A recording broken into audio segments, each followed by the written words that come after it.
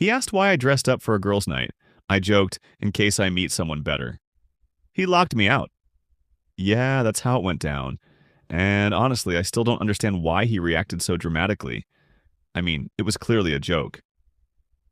I'm Nicole, 27, and I've been with Lewis for 5 years, married for 3. He used to laugh at my sarcastic comments, but lately everything I say seems to set him off. That night changed everything between us, and I'm still trying to figure out how a stupid little joke spiraled into the mess we're in now. I spent almost 2 hours getting ready that Friday night. New outfit, full makeup, hair curled perfectly, the works. When I walked into our living room, Lewis looked up from his desk where he was reviewing deployment schedules for his unit. His eyebrows shot up immediately. Wow, you look really dressed up for just hanging out with Janine and Laura, he said, setting down his pen.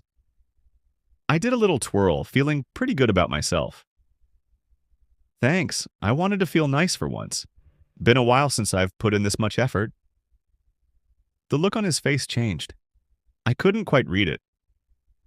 You never dress up like that when we go out. I rolled my eyes. Because we go to the same 3 restaurants and you're always exhausted from base. Between us, I was thinking how pathetic our date nights had become compared to my friends' Instagram-worthy evenings with their husbands. Lewis stood up, crossing his arms. So, you're putting in all this effort for your friends, but not for me? That's when I should have just explained that I needed a confidence boost or something. Instead, I laughed and said, well, you never know. Maybe I'll meet someone better tonight. The second those words left my mouth, I saw something harden in his expression. He didn't yell, didn't even raise his voice. He just looked at me with this coldness I'd never seen before. That's not funny, Nicole, not even a little bit. I huffed and grabbed my purse. Oh my God, it was just a joke. When did you become so sensitive? You need to lighten up. Is it, though, a joke? He asked quietly. Because lately it feels like you're always looking for reasons to be disappointed in me. Now you're being dramatic, I said, checking the time on my phone. I gotta go. The girls are waiting. He didn't say goodbye. I didn't think much of it. We'd had little spats before. I figured he'd cool off by the time I got home. Girls' night was at this new cocktail place downtown. Perfect lighting, fancy drinks, the kind of spot where people accidentally on purpose take photos for social media. Janine was already there with her perfect hair and designer bag that her husband bought her for their anniversary. Between us, I can't stand how she always has to one-up everyone else's relationships. Oh my God, you look amazing, she squealed when I arrived. I couldn't help but notice her quick up and down assessment of my outfit. Total frenemy behavior. Thanks, I said, sliding into the booth. I needed this night out. Lewis has been in one of his moods lately. Lara joined us a few minutes later. Sorry I'm late. Timothy wouldn't stop asking questions about where we were going. I rolled my eyes. Lewis was weird about me dressing up too. What, we can't look nice without it being for some guy? But the truth was, I did enjoy the looks I got from guys at the bar. One in particular kept glancing over, and I didn't exactly discourage it. I would never cheat on Lewis, but there's nothing wrong with a little harmless flirtation, right?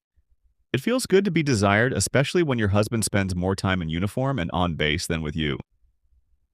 After a few drinks, Laura started venting about Timothy's family. His mom called me yesterday asking why we haven't had kids yet, like it's any of her business. At least Timothy has a stable career, I said without thinking. Lewis is just a sergeant. Do you know what Brooke's husband got her for their anniversary? A trip to Cancun. You know what Lewis got me? A handmade picture frame, like thanks for the reminder that we can't afford real gifts. When I got home around 1 a.m., my key wouldn't work in the door. I tried again, thinking I was just too tipsy to get it right. Nothing. I knocked softly at first, then harder. Lewis, can you open the door? My key isn't working. Silence. I called his phone. Straight to voicemail. I texted. No response. That's when I noticed the small lockbox mounted by the door, the kind realtors use. I'd never seen it before. There was a note taped to it with a simple code written on it. I punched in the numbers, and inside was my house key. He had changed the locks and left me a way in, but made sure I knew I wasn't welcome. And when I finally got inside, the house was dark. Lewis's side of the closet was half empty. A note on the kitchen counter simply said, "Staying at a hotel. We need to talk about what you really want." I stood there, stunned, still in my going-out clothes. Makeup slightly smudged, holding the note in my shaking hand. How did a stupid joke turn into this? And why did I have this sinking feeling that it wasn't just about the joke at all? I spent the night alternating between angry texts and desperate voicemails. First, I was furious. Who changes the locks on their wife? Then I was pleading, "Baby, please come home. We need to talk." By morning, with no response, I was seething. I pulled out my emergency cash stash from behind the bathroom vent, $600 that Lewis had no idea about, and booked myself a spa day. If he wanted to act childish, I could play that game too. When he finally responded Sunday night, his text was infuriatingly calm. "I'll be home tomorrow after work. We need to talk." Talk about what? A stupid joke that he blew completely out of proportion? I spent the day cleaning obsessively, rehearsing all the ways I'd make him see how ridiculous he was being. By the time he walked through the door Monday evening, I had worked myself into a perfect storm of righteous indignation. "So you're back," I said, arms crossed, watching him set down his bag by the door. He looked different somehow. Shoulders straighter, expression unreadable. "We need to talk about what happened," he said, not moving toward me for a hug or kiss like he normally would after time apart. "What happened is you lost your mind over a joke and locked me out of my own house," I snapped. "Do you know how embarrassing that was? What if someone had seen me?" Lewis's jaw tightened. "A joke? Is that really what you think it was?" "Obviously. God, when did you become so sensitive?" "It wasn't the joke, Nicole. It was what it revealed." He sat down on the edge of the couch, keeping distance between us. "I've been thinking a lot about us lately. About how you talk about me to your friends, how you compare me to their husbands." My stomach dropped. How could he possibly know about that? Unless... Have you been checking my phone? Going through my messages? The thought that he'd invaded my privacy made my blood boil. "I don't need to. Laura's husband Timothy told me everything." He looked up at me, his eyes cold. "Apparently you've been quite vocal about how disappointed you are in me and my just-a-sergeant career, about how you deserve better." I felt my face flush. "That's..." Timothy misunderstood. I was just venting. Everyone complains about their spouse sometimes. "Do they? Do they joke about finding someone better while dressed up for a night out? Do they post photos deliberately showing other men checking them out?"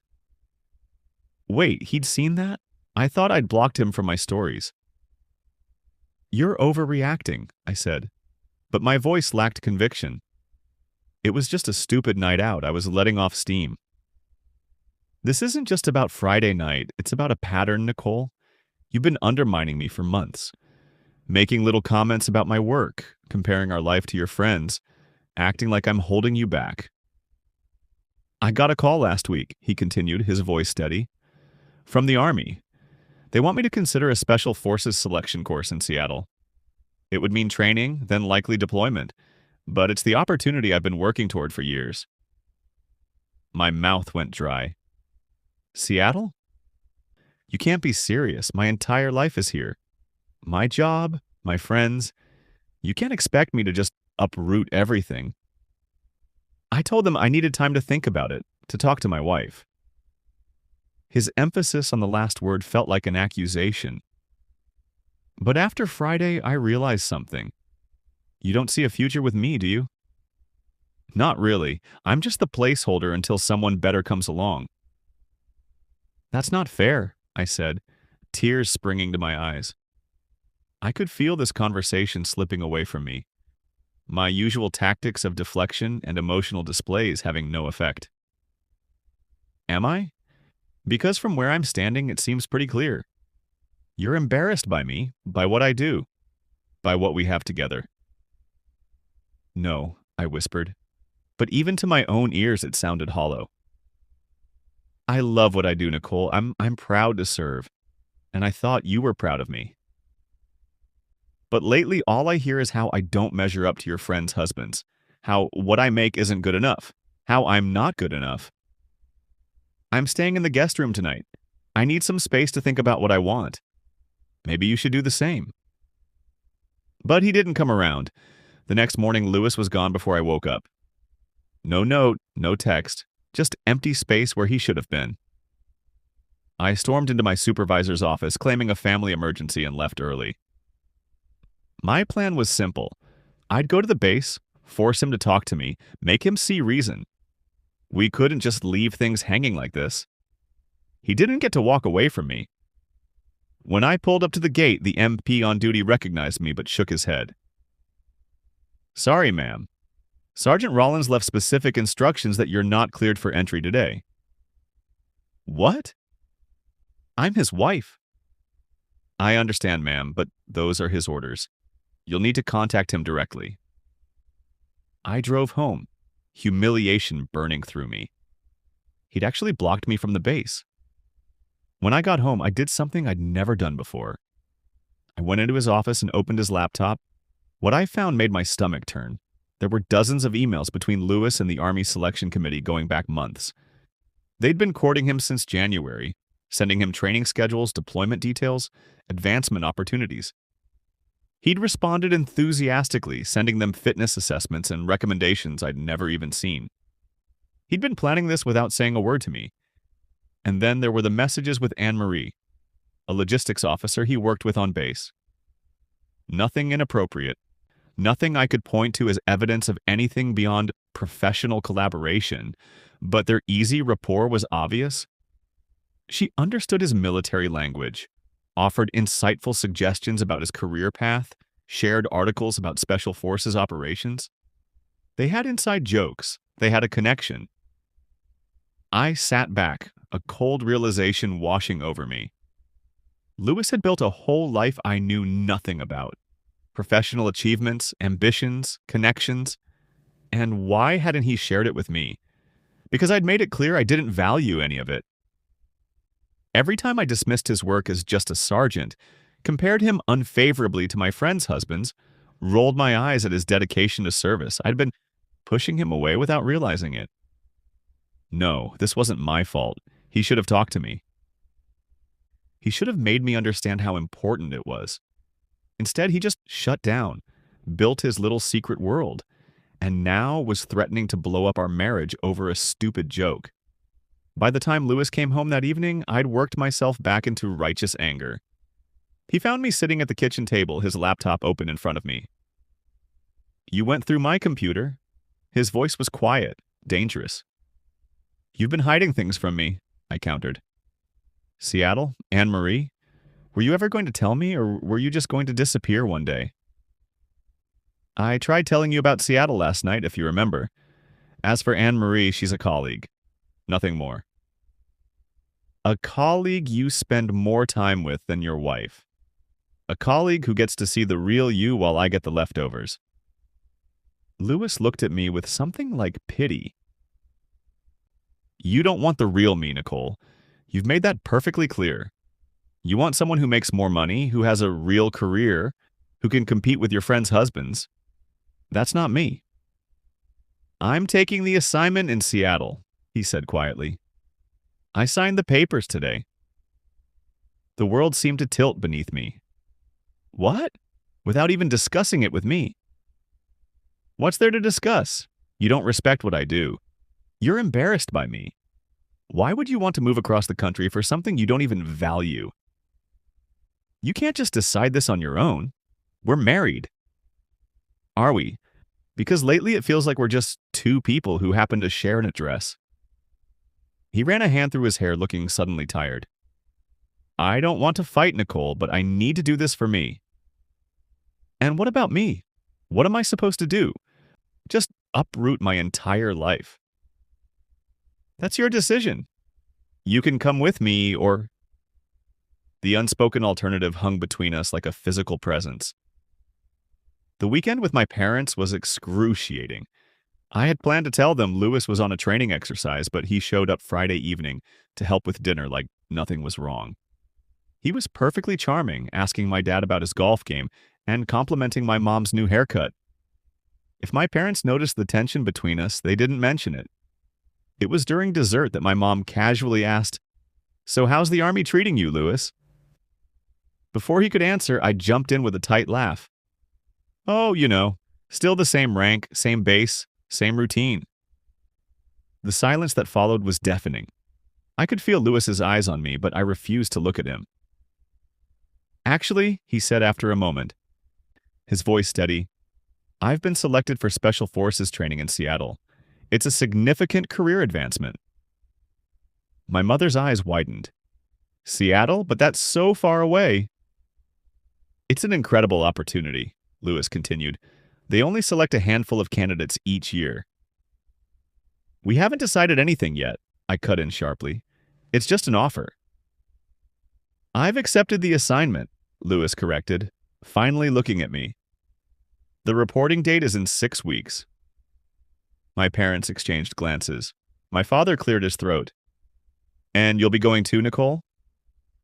The question hung in the air. Lewis said nothing, leaving me to answer. We haven't figured that out yet," I managed, fighting back tears of humiliation. How dare he blindside me like this in front of my parents? That night, after they'd gone to bed, I confronted him in the kitchen. "What was that? Announcing it to my parents before we've even decided?" "I have decided, Nicole. I told you that. What you decide is up to you." "So you're fine with throwing away our marriage? Over what, your ego? Because I made one comment about your career?" Lewis leaned against the counter, arms crossed. "No, because I finally realized I can't make you happy, and I'm tired of trying." That night, I drove to the base promotion ceremony. It was an event honoring soldiers who'd been selected for advanced training programs. I dressed carefully, trying to look supportive, but not trying too hard. This wasn't about making a scene or winning him back with a low-cut dress. It was about seeing if there was still something worth saving. The assembly hall was packed when I arrived. Officers, enlisted personnel, and families filled the space. I spotted Lewis immediately, standing at attention with a small group of selectees.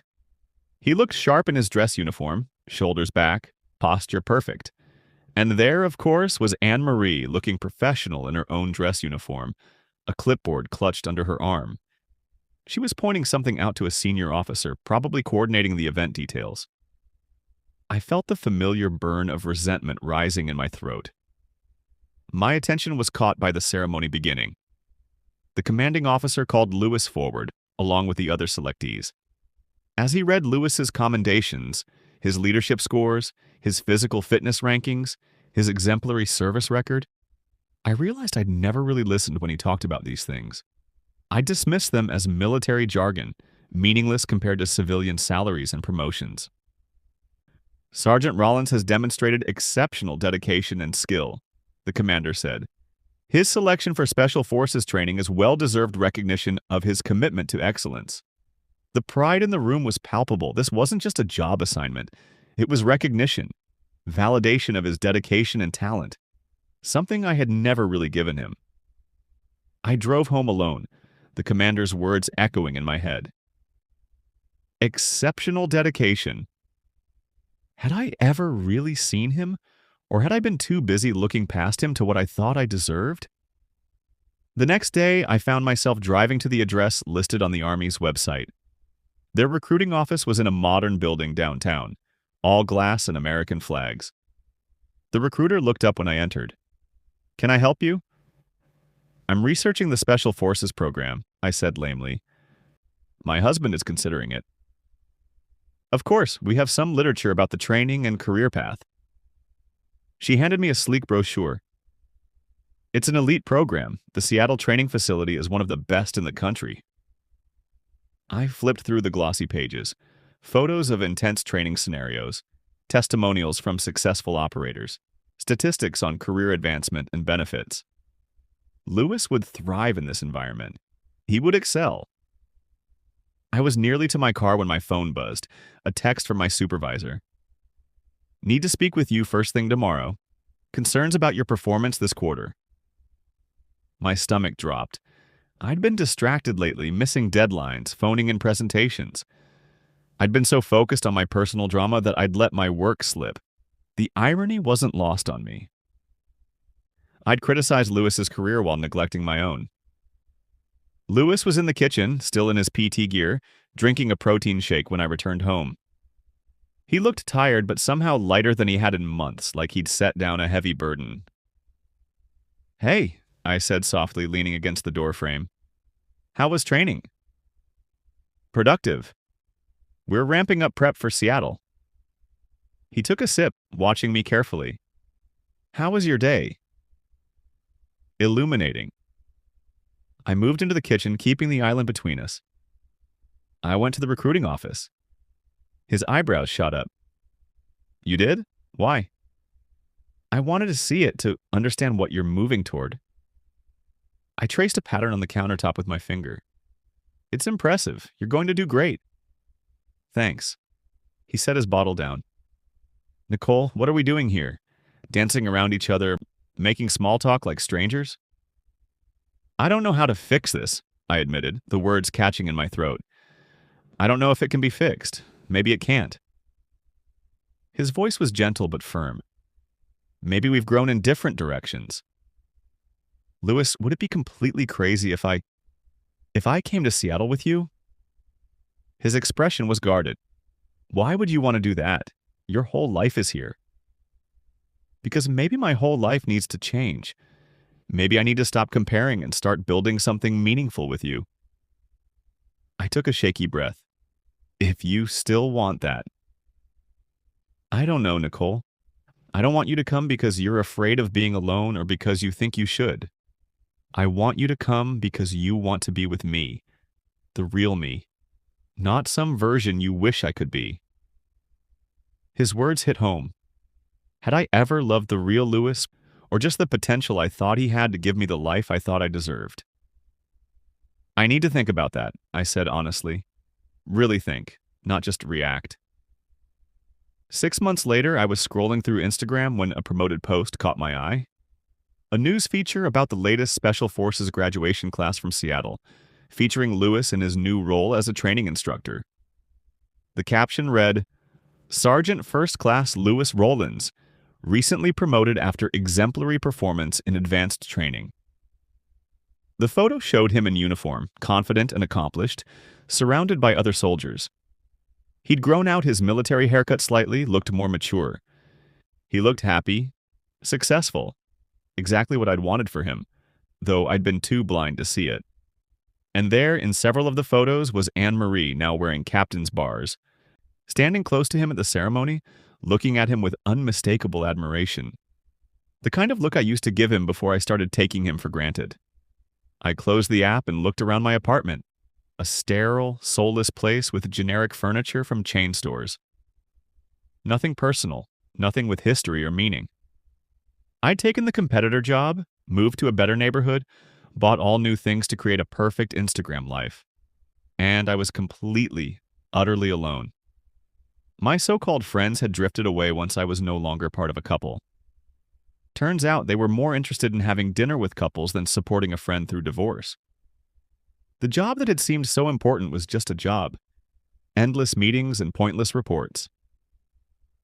The salary that had seemed like the answer to everything barely compensated for how empty I felt. I had everything I thought I wanted and nothing that actually mattered. That night, I drafted an email to Lewis. I stared at it for hours, rewriting it over and over before finally hitting send. It was simple in the end. Just a few lines congratulating him on his promotion, telling him I'd always known he was exceptional even when I'd failed to show it, wishing him happiness. I didn't expect a response, but one came the next day, equally simple, thanking me for reaching out, hoping I was well. A professional courtesy between two people who used to share a life. 2 weeks later, a small package arrived at my apartment. Inside was a tiny wooden box, exquisitely crafted with my initials carved into the lid. No note, no explanation needed. One final gift from the man whose service I had dismissed, whose love I had squandered. I placed it on my nightstand, a daily reminder of what happens when you're so busy looking for something better that you fail to appreciate what's right in front of you. A reminder that came too late to change anything, but perhaps not too late to help me become someone who could truly see others for who they are, not what they can give me. Because in the end, that joke about meeting someone better revealed an ugly truth. I had been the one who wasn't good enough, not Lewis. And by the time I realized it, he had moved on to someone who could see him clearly, appreciate him fully, and love him for exactly who he was. I was left with nothing but regret and a small wooden box that held more care and craftsmanship than anything else in my carefully curated